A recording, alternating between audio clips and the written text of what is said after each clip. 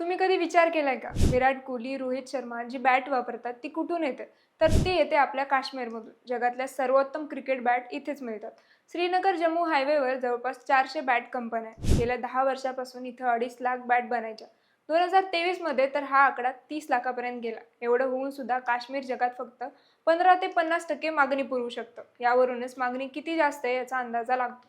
या इंडस्ट्रीचं व्हॅल्युएशन 700 कोटी आहे. या बॅट बनतात एका खास झाडापासून, ज्याचं नाव सेलिकस अल्बा वर्क्युलिया आहे. हे फक्त इंग्लंड आणि काश्मीर या दोनच ठिकाणी उगवतं. इंग्रजांनी 1920 मध्ये हे झाड काश्मीर खोऱ्यात आणलं.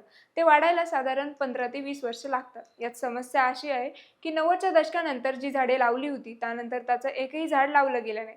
आता परिस्थिती अशी झाली आहे की बॅट फॅक्टरींना त्यांच्या गरजेपेक्षा 50% कमी लाकूड मिळते. दरवर्षी किमान 700,000 झाडे लागतात. पण रॉ मटेरियलचा सप्लाय 70% कमी पडतोय. त्यामुळे काहीच कंपन्या चालू आहेत. या मागचं कारणही म्हणजे कोणालाही वाटलं नव्हतं की काश्मीरच्या बॅटला एवढी मागणी येईल. त्यामुळे नवीन झाडे लावण्याचा विचारच झाला नाही. दुसरं कारण म्हणजे हे झाड 15 ते 18 वर्षांनी पैसे देतं. प्लाऊडचं झाडच 5 ते 8 वर्षात उत्पन्न देतं.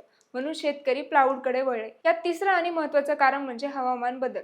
काश्मीर खोऱ्यातलं वाढतं तापमान या झाडाच्या वाढीवर विपरीत परिणाम करतंय.